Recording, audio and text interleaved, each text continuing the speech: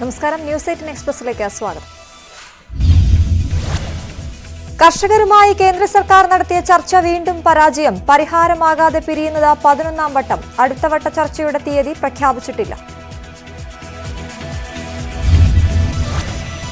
ഇതിൽ കൂടുതൽ വിട്ടുവീഴ്ചയ്ക്കില്ലെന്ന സർക്കാർ. ചർച്ച തുടരാൻ ആഗ്രഹിക്കുന്നുവെങ്കിൽ തീയതി അറിയിക്കാൻ നിർദ്ദേശം. ചർച്ചയ്ക്കിടെ പൊട്ടിത്തെറിച്ച കേന്ദ്ര കൃഷിമന്ത്രി നരേന്ദ്രസിംഗ് തോമർ. സർക്കാർ നിർദ്ദേശങ്ങളിൽ മറുപടി പറയേണ്ടത് മാധ്യമങ്ങളോടല്ലെന്ന് മന്ത്രി. കോൺഗ്രസ് അധ്യക്ഷനെ തെരഞ്ഞെടുപ്പിലൂടെ നിശ്ചയിക്കാൻ പ്രവർത്തക സമിതി തീരുമാനം. സംഘടനാ തെരഞ്ഞെടുപ്പ് മെയ് മാസത്തിൽ നടക്കും. ജൂണിൽ പുതിയ അധ്യക്ഷൻ വരും.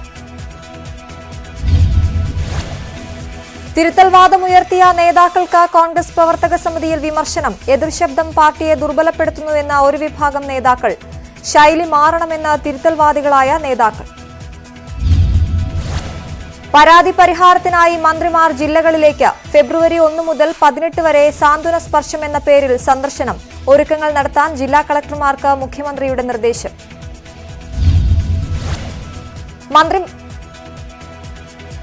പരാതികൾ ഓൺലൈനായോ അക്ഷയ കേന്ദ്രങ്ങൾ വഴിയോ സമർപ്പിക്കാം. തീർപ്പാക്കാതെ കിടക്കുന്ന പരാതികളും സ്വീകരിക്കും. 89 വയസ്സുകാരിയുടെ പരാതി അന്വേഷിച്ചയാൾക്ക് വനിതാ കമ്മീഷൻ അധ്യക്ഷ MC ജോസഫൈന്റെ അധിക്ഷേപം. 89 വയസ്സുകാരിയെ കൊണ്ട് എന്തിനാണ് പരാതി നൽകിയതെന്ന് അധ്യക്ഷ. കിടപ്പ് രോഗിയായതിനാൽ ഹിയറിംഗ് സ്ഥലം മാറ്റി നൽകണമെന്ന ആവശ്യത്തിനോട് കമ്മീഷൻ വിളിക്കുന്നിടത്ത് എത്തണമെന്നായിരുന്നു മറുപടി. സംഭാഷണത്തിന്റെ ശബ്ദരേഖ ന്യൂസ് 18. പരാതി നൽകിയത് മദ്യപിച്ച അയൽവാസി 89കാരിയെ മർദ്ദിച്ച സംഭവത്തിൽ. മർദ്ദനമേറ്റത് പത്തനംതിട്ട കോട്ടാങ്ങൽ സ്വദേശിനിയായ ലക്ഷ്മിക്കുട്ടി അമ്മയ്ക്ക്. പോലീസിൽ പരാതി നൽകിയെങ്കിലും കാര്യമുണ്ടായില്ലെന്ന് ബന്ധു. പരാതിക്കാരനെ അധിക്ഷേപിച്ചിട്ടില്ലെന്ന് വനിതാ കമ്മീഷൻ അധ്യക്ഷ MC ജോസഫൈൻ. 89 വയസ്സുകാരിയെ തള്ള എന്ന് വിളിച്ചിട്ടില്ലെന്നും പ്രതികരണം.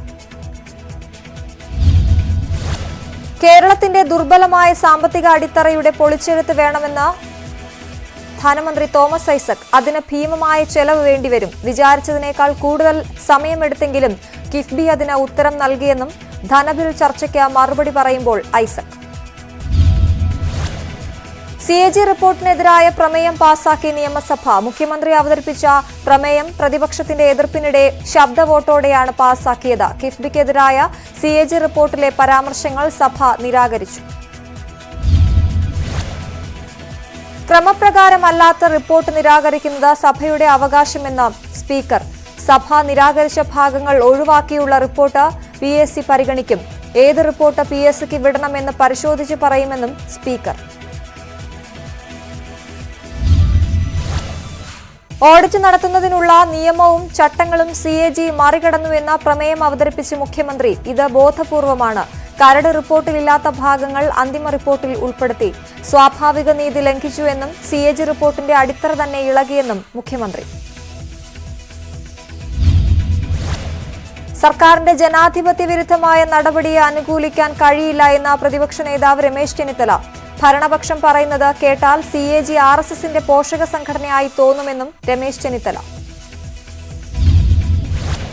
പിണറായിക്ക് നേരത്തെ ഈ ബുദ്ധി തോന്നിയിരുന്നുവെങ്കിൽ ലാവ്ലിൻ കേസ് ഉണ്ടാകുമായിരുന്നില്ല എന്ന് പ്രതിപക്ഷ നേതാവ് രമേശ് ചെന്നിത്തല. ഇപ്പോൾ അബദ്ധം മറയ്ക്കാൻ ഐസക്കിന് തോന്നിയ ബുദ്ധിയിൽ മുഖ്യമന്ത്രി വീണുപോയി. കേന്ദ്ര കാർഷിക നിയമങ്ങൾക്കെതിരെ എന്തുകൊണ്ട് സംസ്ഥാനം നിയമം കൊണ്ടുവന്നില്ല? ആത്മാർത്ഥത ഉണ്ടായിരുന്നുവെങ്കിൽ ഈ സഭയിൽ നിയമം കൊണ്ടുവരുമായിരുന്നുവെന്നും Chennithala. I am the state, എന്നെ ആരും വിമർശിക്കാൻ പാടില്ല എന്ന ഭാവം AKG സെന്ററിൽ മതിയെന്ന് പ്രതിപക്ഷ നേതാവ് രമേശ് ചെന്നിത്തല. നിയമസഭയിൽ വിമർശിക്കും. CAGയുടെ വിമർശനങ്ങൾ ചർച്ച ചെയ്യാൻ നിയമപരമായ രീതികളുണ്ടെന്നും ചെന്നിത്തല. പാർലമെന്റിനേക്കാൾ വലുതല്ല CAG എന്ന മന്ത്രി VS സുനിൽകുമാർ. പാർലമെന്റ് പാസാക്കിയ നിയമത്തിനെതിരെ പ്രമേയം പാസാക്കിയവരാണ് കേരള നിയമസഭയെന്നും സുനിൽകുമാർ.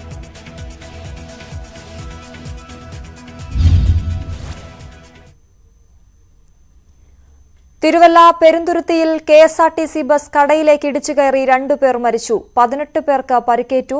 സ്കൂട്ടറിലിടിച്ച ശേഷമാണ് ബസ് കടയിലേക്ക് പാഞ്ഞു കയറിയത്.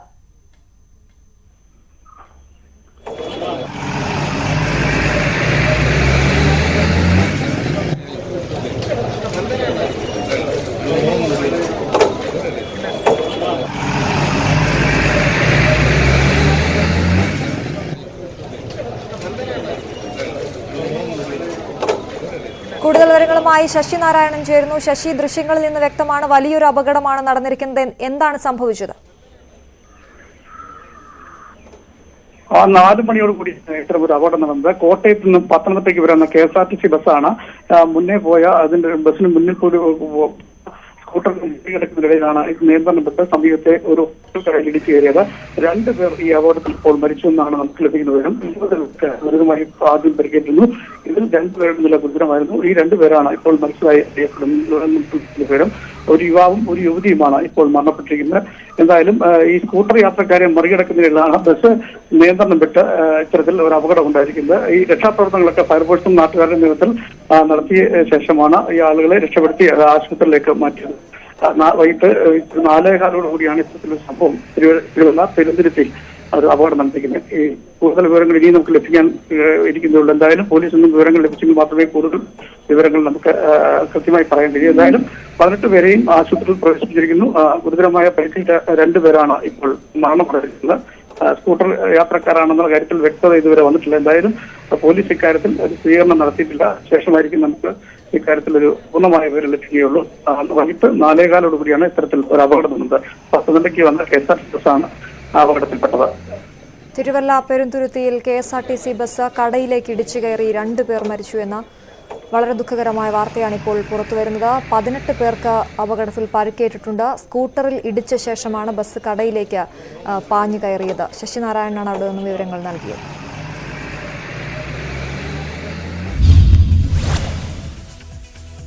ഇപ്പോൾ രാജ്യത്ത് നടക്കുന്നത് ഭരണഘടന അനുസരിച്ചുള്ള കാര്യങ്ങളാണോ എന്ന് മന്ത്രി EP ജയരാജൻ. ഭരണഘടനയെ അട്ടിമറിക്കുന്ന പ്രവർത്തനങ്ങളാണ് കേന്ദ്രത്തിൽ നടക്കുന്നതെന്നും ജയരാജൻ. പ്രമേയം അസാധാരണവും അനുചിതവുമെന്ന് KC ജോസഫ് MLA. നിയമോപദേശം തേടിയ ശേഷമാണ് പ്രമേയം അവതരിപ്പിച്ചതെന്ന് മന്ത്രി തോമസ് ഐസക്.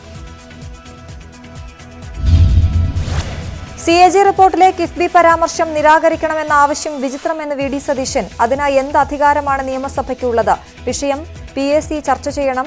CAGയെ കേട്ട ശേഷമേ നിരാകരിക്കാൻ PSCക്ക് കഴിയൂ എന്ന് സതീശൻ. ഭൂരിപക്ഷവും ധാർഷ്ട്യവും ഉപയോഗിച്ച് ഭരണഘടനാ സ്ഥാപനത്തിന്റെ റിപ്പോർട്ട് തള്ളരുതെന്നും സതീശൻ. കേന്ദ്ര സർക്കാരും പാർലമെന്റും പോലും ആലോചിക്കാത്ത ജനാധിപത്യ വിരുദ്ധമായ നടപടിയാണിതെന്നും MLA. CAG റിപ്പോർട്ടിനെതിരായ പ്രമേയം അനാവശ്യമായിരുന്നെന്ന് VD സതീശൻ. ധനമന്ത്രി ഒരുക്കിയ കുഴിയിൽ മുഖ്യമന്ത്രി വീണു. ഗവർണർ നിയമസഭയിൽ വെച്ച റിപ്പോർട്ടാണ് PSC പരിശോധിക്കേണ്ടത്. ഭരണഘടനാ മൂല്യങ്ങളെ ചവിട്ടിയരയ്ക്കുന്നതിന് കൂട്ടുനിൽക്കാൻ പ്രതിപക്ഷത്തിന് കഴിയില്ലെന്നും സതീശൻ.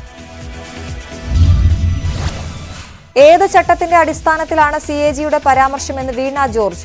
രാഷ്ട്രീയ ഗൂഢലക്ഷ്യങ്ങൾ നടപ്പാക്കാനുള്ള BJP തന്ത്രമാണിത്. സംസ്ഥാനത്തിന്റെ അധികാരത്തിന്മേലുള്ള കടന്നുകയറ്റമാണ് CAG നടത്തിയതെന്നും വീണ ജോർജ്. ജനാധിപത്യത്തിന്റെ കറുത്ത ദിനമെന്ന് MK മുനീർ. തെറ്റായ കീഴ്വഴക്കത്തിനാണ് നിയമസഭ തുടക്കമിടുന്നത്. എന്ത് ആരോപണം വന്നാലും സംഘപരിവാർ ബന്ധം ആരോപിച്ച് രക്ഷപ്പെടാനാണ് സർക്കാർ ശ്രമം. ആ തന്ത്രം വിലപ്പോവില്ല എന്നും ഇടതുപക്ഷത്തിനാണ് BJPയുമായി രഹസ്യബന്ധമെന്നും മുനീർ. കേരളത്തിന്റെ താൽപര്യങ്ങൾ സംരക്ഷിക്കാനല്ല പ്രതിപക്ഷം ശ്രമിക്കുന്നത് എന്ന് M സ്വരാജ്. ഇടതുപക്ഷ വിരോധം തലയ്ക്ക് പിടിച്ച് തെറ്റായ പരാമർശങ്ങൾ നടത്തുന്നു. ഗവൺമെന്റിന് പറയാനുള്ളത് CAG കേട്ടില്ല. പ്രതിപക്ഷത്തിന്റേത് ജനവിരുദ്ധ രാഷ്ട്രീയമെന്നും സ്വരാജ്. കിഫ്ബിയെ എതിർക്കുന്നവർ നാടിന്റെ ശത്രുക്കളാണെന്ന് AN ഷംസീർ. തോൽപ്പിക്കാൻ ശ്രമിക്കുന്നത് നാടിനെയാണ്. ഭരണപക്ഷത്തിന് ഒന്നും അറിയില്ല എന്ന ധാർഷ്ട്യം മാറ്റണമെന്നും ഷംസീർ. പ്രമേയത്തെ എതിർത്ത് BJP അംഗം O രാജഗോപാൽ. CAGക്കെതിരെയുള്ള ഭരണപക്ഷത്തിന്റെ നിലപാട് പ്രതിഷേധാർഹം. കിഫ്ബി സമാന്തര സാമ്പത്തിക സംവിധാനമായി പ്രവർത്തിക്കുന്നു. പ്രമേയം ഭരണഘടനാ തത്വത്തിനും ഫെഡറൽ സംവിധാനത്തിനും എതിരാണെന്നും രാജഗോപാൽ. കണ്ണൂരിലെ കൊലവിളി പ്രകടനത്തെ ചൊല്ലി നിയമസഭയിൽ പ്രതിപക്ഷ ബഹളവും ഇറങ്ങിപ്പോക്കും. വിഷയം ചർച്ച ചെയ്യണമെന്നാവശ്യപ്പെട്ട് അടിയന്തര പ്രമേയത്തിന് നോട്ടീസ് നൽകിയത് സണ്ണി ജോസഫ്. നടുത്തളത്തിലിറങ്ങി പ്രതിഷേധിച്ച് പ്രതിപക്ഷം പിന്നീട് ഇറങ്ങിപ്പോവുകയായിരുന്നു. പ്രാദേശിക വിഷയമായതിനാൽ ചർച്ച ചെയ്യേണ്ട ആവശ്യമില്ല എന്ന സ്പീക്കർ. രാഷ്ട്രീയ എതിരാളികളെ ശാരീരികമായി ഇല്ലാതാക്കുന്ന പൈശാചികമായ നിലപാടാണ് CPMനെന്ന് പ്രതിപക്ഷ നേതാവ് രമേശ് ചെന്നിത്തല. 51 വെട്ടുവെട്ടി കൊലപ്പെടുത്തിയ TP ചന്ദ്രശേഖരൻ ഇതിന്റെ പ്രതീകമാണ്. 35 രാഷ്ട്രീയ കൊലപാതകങ്ങൾ ഈ സർക്കാരിന്റെ കാലത്ത് നടന്നുവെന്നും പ്രതിപക്ഷ നേതാവ്. കന്യാസ്ത്രീക്കെതിരായ മോശം പരാമർശത്തിൽ PC ജോർജ് MLAക്ക് നിയമസഭയുടെ ശാസന. എത്തിക്സ് കമ്മിറ്റി ശുപാർശ സഭ അംഗീകരിച്ചു. അംഗങ്ങളുടെ പെരുമാറ്റച്ചട്ടത്തിന്റെ ലംഘനമെന്ന് സ്പീക്കർ. നിയമസഭയുടെ ശാസന ആദരവോടെ സ്വീകരിക്കുന്നുവെന്ന് PC ജോർജ്. ലോഹയിട്ട് വന്നാൽ താൻ വൈദികനാകുമോ എന്ന് ജോർജ്. സഭ പുറത്താക്കിയ സ്ത്രീ എങ്ങനെ കന്യാസ്ത്രീയാകും? രേഖകളിൽ നിന്ന് കന്യാസ്ത്രീ എന്ന പരാമർശം നീക്കം ചെയ്യണമെന്നും PC ജോർജ്. കന്യാസ്ത്രീയാണെങ്കിലും അല്ലെങ്കിലും സ്ത്രീകളോടുള്ള പെരുമാറ്റവുമായി ബന്ധപ്പെട്ടാണ് എത്തിക്സ് കമ്മിറ്റിയുടെ നിരീക്ഷണമെന്ന് സ്പീക്കർ. ജലാശയ അപകടങ്ങൾ പൂർണ്ണമായും പഠിക്കുമെന്ന മുഖ്യമന്ത്രി നിയമസഭയിൽ. രക്ഷാപ്രവർത്തനങ്ങൾ കൂടുതൽ കാര്യക്ഷമമാക്കും. സിവിൽ ഡിഫൻസ് സേനയ്ക്ക് പരിശീലനം നൽകും. 14 ജില്ലകളിലും പ്രത്യേക ടീമിനെ രൂപീകരിക്കും. അപകട മേഖലയിൽ സുരക്ഷാ ബോർഡുകൾ സ്ഥാപിക്കുമെന്നും മുഖ്യമന്ത്രി. നിയമസഭയിൽ 50 വർഷം പൂർത്തിയാക്കിയ ഉമ്മൻചാണ്ടിക്ക് സഭയുടെ ആദരം. മുഖ്യമന്ത്രി, പ്രതിപക്ഷ നേതാവ്, സ്പീക്കർ തുടങ്ങിയവർ ഉമ്മൻചാണ്ടിക്ക് ആദരമർപ്പിച്ച് സംസാരിച്ചു. പാർലമെന്ററി ജനാധിപത്യത്തിൽ ഇത്തരം നേതാക്കൾ അപൂർവമാണെന്ന് മുഖ്യമന്ത്രി. ഉമ്മൻചാണ്ടി കേരള രാഷ്ട്രീയത്തിലെ വിസ്മയമാണെന്ന് രമേശ് ചെന്നിത്തല. ഉമ്മൻചാണ്ടി നിയമസഭയിലെ 50 ആണ്ടുകൾ സുവർണ ജൂബിലി ഗ്രന്ഥം പ്രകാശനം ചെയ്തു. KPCC ആസ്ഥാനത്ത് നടന്ന ചടങ്ങിൽ KPCC പ്രസിഡന്റ് മുല്ലപ്പള്ളി രാമചന്ദ്രൻ, മുൻ മുഖ്യമന്ത്രി Oommen Chandy, UDF convener MM Hassan തുടങ്ങിയവർ പങ്കെടുത്തു. തദ്ദേശ ഭരണ സ്ഥാപനങ്ങളിലെ 7 വാർഡുകളിലേക്ക് നടന്ന തെരഞ്ഞെടുപ്പിൽ UDFന് മേൽക്കൈ. 7-ൽ 4 UDF വിജയിച്ചു, 3 LDFന് വിജയം. കളമശ്ശേരി നഗരസഭയിലേക്ക് നടന്ന തെരഞ്ഞെടുപ്പിൽ ഇടത് സ്ഥാനാർത്ഥിക്ക് അട്ടിമറി ജയം. 37-ാം വാർഡിൽ LDFിലെ റഫീഖ് മരക്കാർ വിജയിച്ചത് 64 വോട്ടിന്. UDF സ്ഥാനാർത്ഥിക്ക് 244 വോട്ട് ലഭിച്ചപ്പോൾ UDF വിമതന് 207 വോട്ട് ലഭിച്ചു. ഭരണമാറ്റത്തിനുള്ള സാധ്യത തേടുമെന്ന് വിജയിച്ച റഫീഖ് മരക്കാർ. തെരഞ്ഞെടുപ്പ് ഫലത്തെ തുടർന്ന് കളമശ്ശേരിയിൽ UDFിൽ പൊട്ടിത്തെറി. നഗരസഭാ ചെയർപേഴ്സൺ അടക്കമുള്ളവർ ചേർന്നാണ് UDFിന്റെ സ്ഥാനാർത്ഥിയെ പരാജയപ്പെടുത്തിയത് എന്ന ആരോപണവുമായി മുസ്ലിം ലീഗ്. UDF ഭരണത്തിന് നൽകിയ പിന്തുണ പുനഃപരിശോധിക്കുമെന്നും ലീഗ്. കളമശ്ശേരി നഗരസഭയിൽ 20-20 എന്ന നിലയിലായിരുന്നു UDF LDF കക്ഷിനില. അധ്യക്ഷ തെരഞ്ഞെടുപ്പിൽ LDFിനെ പിന്തുണച്ച ലീഗ് വിമതൻ ഭരണം കിട്ടിയതോടെ കഴിഞ്ഞ ദിവസം UDF ക്യാമ്പിലെത്തി. ഇതോടെ കക്ഷിനില 19-21 ആയി. ഇന്നത്തെ ഫലത്തോടെ അവസാന കക്ഷിനില UDF 21, LDF 20 എന്ന നിലയിൽ. മുസ്ലിം ലീഗ് പിന്തുണ പിൻവലിക്കുകയോ മാറി നിൽക്കുകയോ ചെയ്താൽ UDFന് ഭരണം നഷ്ടപ്പെടും. തൃശൂർ കോർപ്പറേഷനിൽ UDFന് വിജയം. പുല്ലഴി ഡിവിഷൻ LDFിൽ നിന്ന് പിടിച്ചെടുത്തു. UDFിലെ K രാമനാഥൻ 109 വോട്ടിന് വിജയിച്ചു. ഇതോടെ കോർപ്പറേഷനിൽ LDFനും UDFനും തുല്യ സീറ്റുകൾ. നിലവിലെ സാഹചര്യത്തിൽ LDFിനൊപ്പം തുടരുമെന്ന Thrissur corporation mayor MK Varghese. ഇതുവരെ തനിക്ക് ബുദ്ധിമുട്ടുകൾ ഉണ്ടായിട്ടില്ല. അങ്ങനെ ഉണ്ടായാൽ എന്തു ചെയ്യണമെന്ന് അപ്പോൾ തീരുമാനിക്കുമെന്നും വർഗീസ്. വർഗീസിനെ സ്വാഗതം ചെയ്ത UDF 5 വർഷത്തേക്ക് മേയർ പദവി വാഗ്ദാനം ചെയ്തിട്ടുണ്ട് എന്ന് DCC president MP Vincent. Kozhikode Mavoor ഗ്രാമപഞ്ചായത്ത് 11-ാം വാർഡ് UDF നിലനിർത്തി. കൊല്ലം പന്മന ഗ്രാമപഞ്ചായത്ത് പറമ്പിമുക്ക് വാർഡിൽ UDF സ്ഥാനാർത്ഥി നൌഫലും ജയിച്ചു. ഉപതെരഞ്ഞെടുപ്പ് നടന്ന ആലപ്പുഴ ചെട്ടികുളങ്ങര പഞ്ചായത്ത് 7-ാം വാർഡിൽ LDFന് വിജയം. CPM സ്ഥാനാർത്ഥി രോഹിത് M പിള്ളയാണ് വിജയിച്ചത്. ഭൂരിപക്ഷം 466 വോട്ട്. കടക്കാവൂർ പോക്സോ കേസ് കുട്ടിയുടെ അമ്മയ്ക്ക് ജാമ്യം. ഹൈക്കോടതിയാണ് ജാമ്യം അനുവദിച്ചത്. 1 ലക്ഷം രൂപയുടെ ബോണ്ടും 2 ആൾജാമ്യവും വേണമെന്ന് കോടതി. കേസുമായി ബന്ധപ്പെട്ട എല്ലാ രേഖകളും ഹാജരാക്കാൻ നിർദ്ദേശം. കടക്കാവൂർ കേസിൽ അന്വേഷണത്തിന് പ്രത്യേക സംഘം രൂപീകരിക്കണമെന്ന് ഹൈക്കോടതി. വനിതാ IPS ഉദ്യോഗസ്ഥരുടെ നേതൃത്വത്തിലായിരിക്കണം സംഘം. കുട്ടിയുടെ മെഡിക്കൽ പരിശോധന നടത്തണമെന്നും നിർദ്ദേശം. അന്വേഷണത്തെ സ്വാധീനിക്കുന്ന ഒരു ഇടപെടലും ഉണ്ടാകരുത് എന്നും കോടതി. കുട്ടിയുടെ ശാരീരിക മാനസിക അവസ്ഥകൾ പരിശോധിക്കാൻ മെഡിക്കൽ ബോർഡ് രൂപീകരിക്കണം. മനഃശാസ്ത്ര ശിശുരോഗ വിദഗ്ധർ ഉൾപ്പെടുന്നതായിരിക്കണം ബോർഡ്. അന്വേഷണ സംഘത്തിന് ആവശ്യമെന്ന് ബോധ്യപ്പെട്ടാൽ കുട്ടിയുടെ പിതാവിന്റെ അടുക്കൽ നിന്ന് സംരക്ഷണ കേന്ദ്രത്തിലേക്ക് മാറ്റാമെന്നും കോടതി. മാതാവിന് ജാമ്യം നൽകിയുള്ള ഉത്തരവിൽ മാതൃത്വത്തിന്റെ മഹത്വത്തെക്കുറിച്ച് കോടതി പരാമർശം. മാതൃത്വത്തിന്റെ പരിപാവനത പൂർണ്ണമായും അവഗണിക്കപ്പെട്ട കേസാണിത്. മാതൃസ്നേഹത്തോളം വലിയ ഒരു സ്നേഹവും ഭൂമിയിൽ ഇല്ല. കുഞ്ഞ് പിറക്കുന്നതിന് മുൻപേ രൂപം കൊള്ളുന്നതാണ് മാതൃത്വം. ഇത്തരത്തിൽ ഹീനമായ കാര്യം ചെയ്യുന്ന ഒരമ്മയും അങ്ങനെ വിളിക്കപ്പെടാൻ യോഗ്യയല്ല എന്നും ജസ്റ്റിസ് ഷഫ്സി. കൊച്ചിയിൽ നടിയെ ആക്രമിച്ച കേസിൽ വിചാരണ നടപടികൾ പുനരാരംഭിച്ചു. നടി കാവ്യ മാധവന്റെ സഹോദരൻ മിഥുൻ, ഭാര്യ റിയ എന്നിവരുടെ സാക്ഷിവിസ്താരം നടക്കും. ഇരുവരും കോടതിയിൽ ഹാജരായി. വാളയാർ കേസിൽ തുടരന്വേഷണം ആവശ്യപ്പെട്ടുള്ള പ്രത്യേക അന്വേഷണ സംഘത്തിന്റെ അപേക്ഷയിൽ പാലക്കാട് പോക്സോ കോടതി നാളെ വിധി പറയും. കേസിൽ കൂടുതൽ തെളിവുകൾ ശേഖരിക്കണമെന്ന അന്വേഷണ സംഘം പ്രതികളായ വി മധു, ഷിബു എന്നിവരുടെ റിമാൻഡ് കാലാവധി ഫെബ്രുവരി 5 വരെ നീട്ടി. കൂടത്തായി കൊലപാതക പരമ്പര കേസ് പരിഗണിക്കുന്നത് ഫെബ്രുവരി 10 മാറ്റി. കോഴിക്കോട് പ്രിൻസിപ്പൽ സെഷൻസ് കോടതിയാണ് കേസ് മാറ്റിവെച്ചത്. ജോളിക്ക് അഭിഭാഷകനെ കാണാൻ നിയന്ത്രണമില്ലെന്ന് ജയിൽ സൂപ്രണ്ട് കോടതി.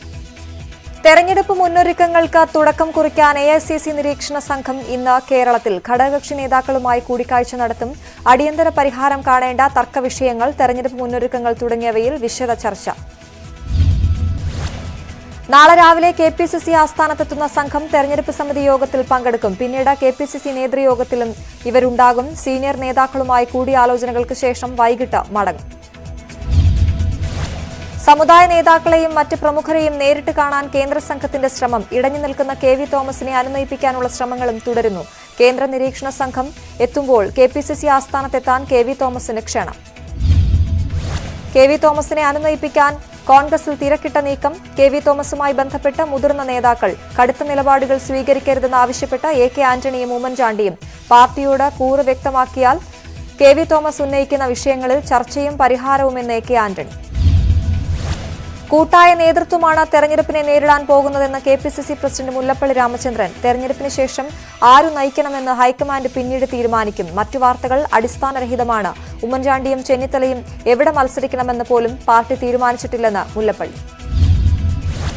കൽപ്പറ്റ മണ്ഡലത്തിൽ മത്സരിക്കാൻ മുല്ലപ്പള്ളി രാമചന്ദ്രൻ വരേണ്ടെന്ന പരാമർശത്തിൽ ഖേദം പ്രകടിപ്പിച്ച മുസ്ലിം ലീഗ്. ഖേദപ്രകടനം നടത്തി ലീഗ് വയനാട് ജില്ലാ സെക്രട്ടറി യഹ്യ ഖാൻ. ഖേദപ്രകടനം സംസ്ഥാന നേതൃത്വത്തിന്റെ നിർദ്ദേശപ്രകാരം. കോൺഗ്രസിന്റെ പ്രശ്നങ്ങളിൽ ഹൈക്കമാൻഡ് നടത്തിയ ഇടപെടൽ തൃപ്തികരമെന്ന മുസ്ലിം ലീഗ് നേതാവ് PK കുഞ്ഞാലിക്കുട്ടി. പാർട്ടിയിൽ ഐക്യമുണ്ടാക്കാൻ ഹൈക്കമാൻഡിന് കഴിഞ്ഞു. പ്രതിപക്ഷത്തെ CPM വില കുറച്ച് കാണേണ്ടെന്നും ഇതിനുള്ള ഫലം അവർ അനുഭവിക്കുമെന്നും കുഞ്ഞാലിക്കുട്ടി.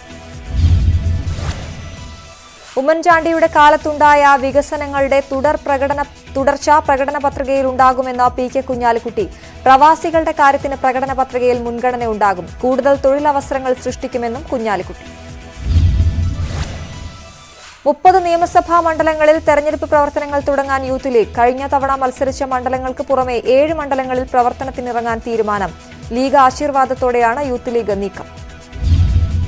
കഴിഞ്ഞ തവണ മുസ്ലിം ലീഗ് മത്സരിച്ചത് 24 സീറ്റുകളിൽ. ഈ മണ്ഡലങ്ങൾക്ക് പുറമെ തളിപ്പറമ്പ്, കൂത്തുപറമ്പ്, ബേപ്പൂർ, കുന്നമംഗലം, കൽപ്പറ്റ, പട്ടാമ്പി എന്നീ മണ്ഡലങ്ങൾ കൂടി ശ്രദ്ധ കേന്ദ്രീകരിച്ച പ്രവർത്തന പദ്ധതി തയ്യാറാക്കും. SKSSF നേതാക്കളുമായി യൂത്ത് ലീഗ് നേതാക്കൾ ചർച്ച നടത്തുന്നു. മുസ്ലിം ലീഗിനെ നിശിതമായി വിമർശിച്ച് SKSSF മുഖമാസികയായ സത്യധാരയിൽ KT ജലീലിന്റെ അഭിമുഖം വന്നതിന് പിന്നാലെയാണ് കൂടിക്കാഴ്ച.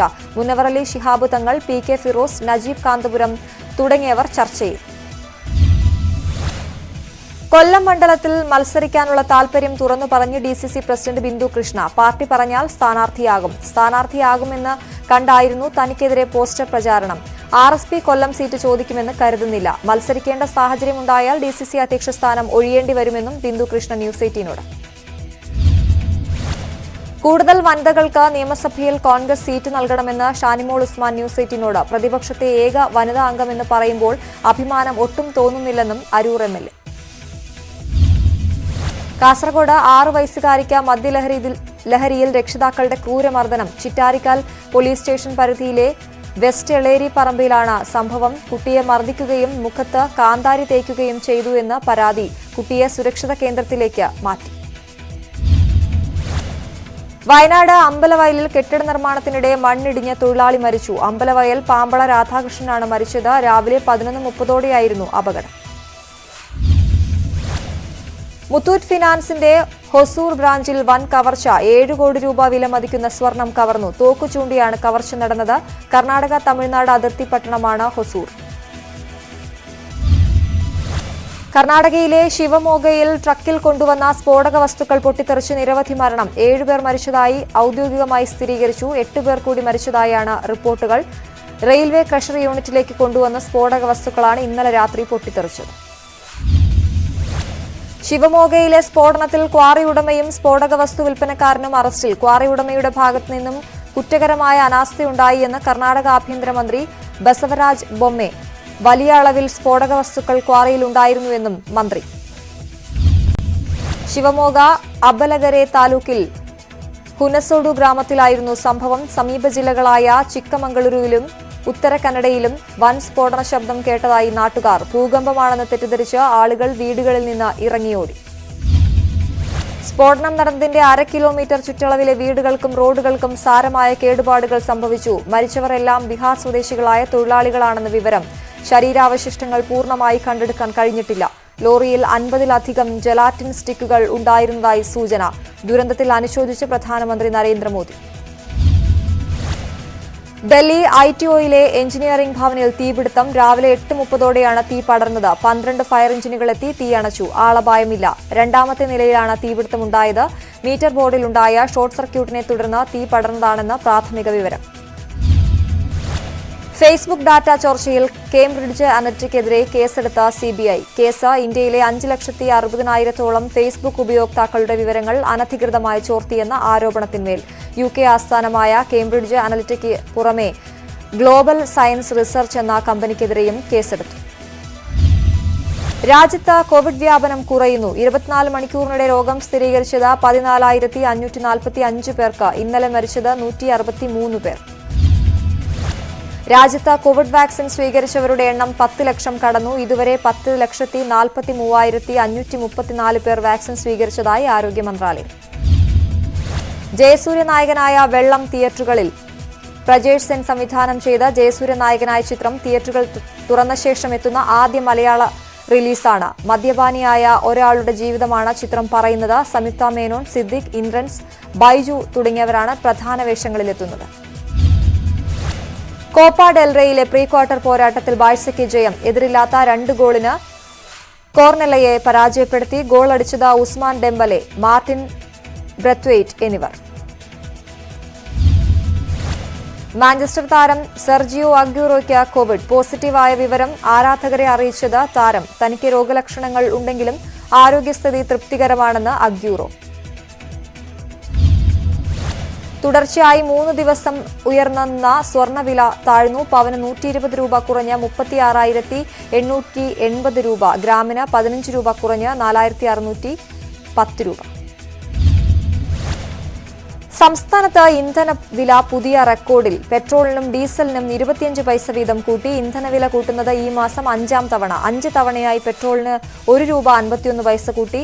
ഡീസലിന് കൂട്ടിയത് 1 രൂപ 61 പൈസ. മുതിർന്ന കോൺഗ്രസ് നേതാവും കോഴിക്കോട് DCC ഉപാധ്യക്ഷനുമായ EV ഉസ്മാൻ കോയ അന്തരിച്ചു. സംസ്കാരം 4:30 പരപ്പിൽ ഷാദുലി പള്ളി ഖബർസ്ഥാനിൽ.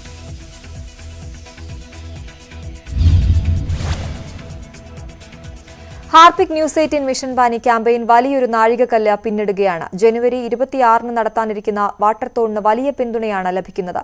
ജലസംരക്ഷണത്തിന്റെ അനിവാര്യത ബോധ്യപ്പെടുത്തുന്ന ജലപ്രതിജ്ഞയുമായി കുട്ടികളും ഒപ്പം ചേരും. स्वच्छता और पानी.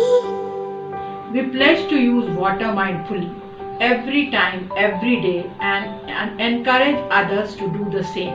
We are made of water. Water is life itself. Water is health. Water is hygiene. Water is safety. Water is future. I also pledge to support water conservation efforts and will work for the day when no one has to struggle for water. हमको बचानी है ये जिंदगानी. Bulletin പൂർണ്ണമാകുന്നു. കൂടുതൽ വാർത്തകൾക്കും വിശദാംശങ്ങൾക്കും മലയാളം.news18.com.